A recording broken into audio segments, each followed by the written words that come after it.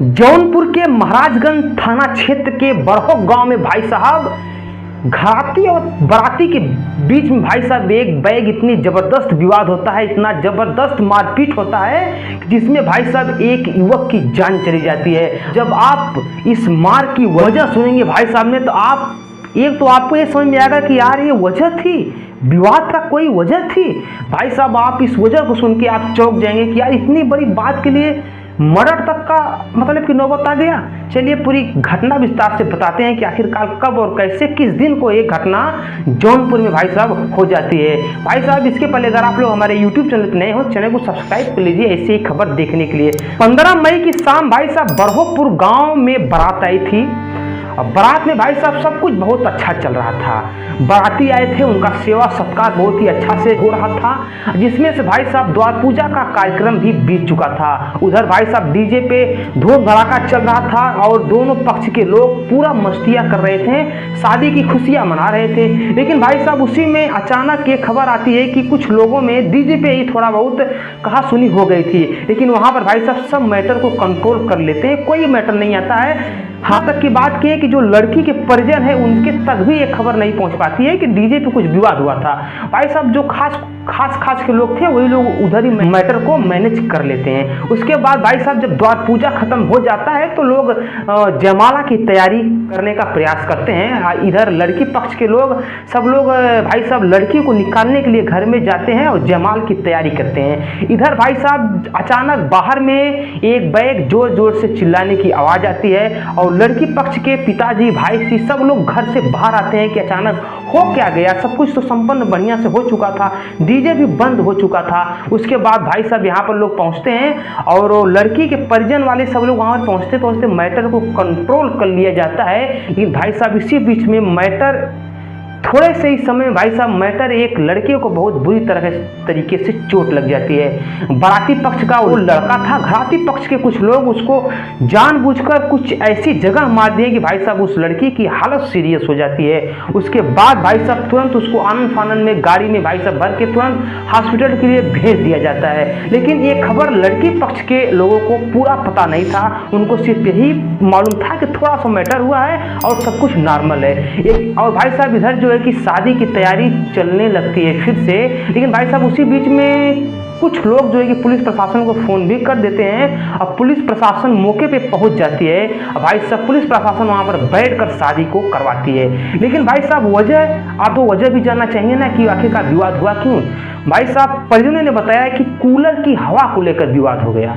अब आप चौंक तो जाएंगे ना कि यार कूलर की हवा के लिए कैसे आदमी विवाद कर सकता है। फिलहाल में हम आपको एक चीज़ और भी बता देना चाहते हैं कि शादी के सीजन में, शादी के उपलक्ष्य में ज़्यादातर कूलर पंखे की व्यवस्था और जो VIP व्यवस्था होती है वो सब भाई सब लोग बारातियों के लिए ही करते हैं। लेकिन भाई साहब यहाँ पर घराती और बाराती के बीच में कूलर की हवा को लेकर भाई साहब विवाद शुरू हुआ था, जो कि विवाद बहुत ज़्यादा आगे बढ़ जाता है। भाई साहब इधर पुलिस प्रशासन के देख रेख में शादी जो कि हो जाती है और लड़की की विदाई भी हो जाती है। लेकिन जब पुलिस प्रशासन विदाई करवा के चला जाता है भाई साहब अपने थाने पे, लेकिन जब 10 बजता है सुबह को तो फिर पुलिस आती है।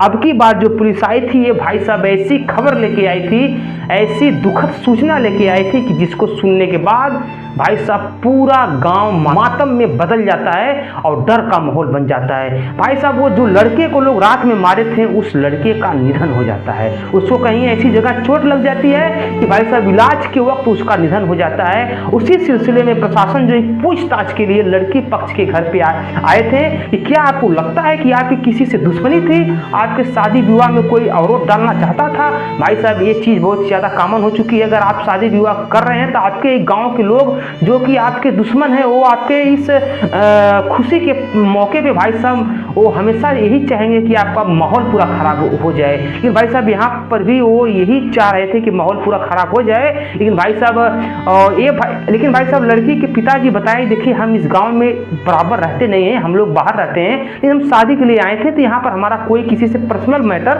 नहीं था। लेकिन भाई साहब जब ये पूछा गया कि आखिरकार उस लड़के को मारा कौन, तो भाई साहब सूत्रों के हवाले, छानबीन के हवालों से पता चला कि गांव के 4 लोग पासवान थे जो कि उस लड़के को बहुत ही बेरहमी से मारे थे।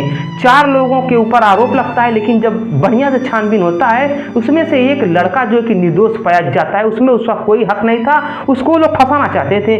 लेकिन भाई साहब 3 लोगों को गिरफ्तार करके प्रशासन ले जाती है। लेकिन भाई साहब जब पत्रकार महोदय लोग पूछते हैं लड़की के पिताजी से आप इसके बारे में क्या कहना चाहेंगे, तो लड़की के पिताजी बोलते हैं देखिए जो हुआ जो तो मान लीजिए घटना तो बहुत बड़ी हो गई है और खुशी के मौके पे मातम छा गया है, तो भाई साहब घटना बहुत बड़ी है, लेकिन हमको इस बात का डर है कि जिन लोगों को हमने बताया है कि इन्हीं लोगों ने मारा है, हमको इस बात का डर है कि कल को अगर वो आएंगे तो हमारे साथ भी मारपीट कर सकते हैं। उसके बाद भाई साहब वो बोलते हैं कि हम पुलिस प्रशासन से चाहते हैं कि जब उनको छोड़ा जाए तो हम लोग की सुरक्षा का भी थोड़ा सा ध्यान दिया जाए। फिलहाल भाई साहब लड़की के माता जी से बात किया जाता है तो लड़की की माता रो रो के ही बोलती है कि मेरी बेटी की शादी में एक बाराती का जान चला गया, मेरी बेटी की शादी तो हो गई, विदाई तो हो गई, लेकिन हमें इस बात का डर है कि मेरी बेटी को लोग जिंदगी भर कहेंगे कि तुम्हारी शादी के उपलक्ष्य में हमारे बेटे की जान चली गई। फिलहाल में भाई साहब जब इस घटना को लोग सुनते हैं तो भाई साहब दुखी होते हैं, लेकिन चौंक तो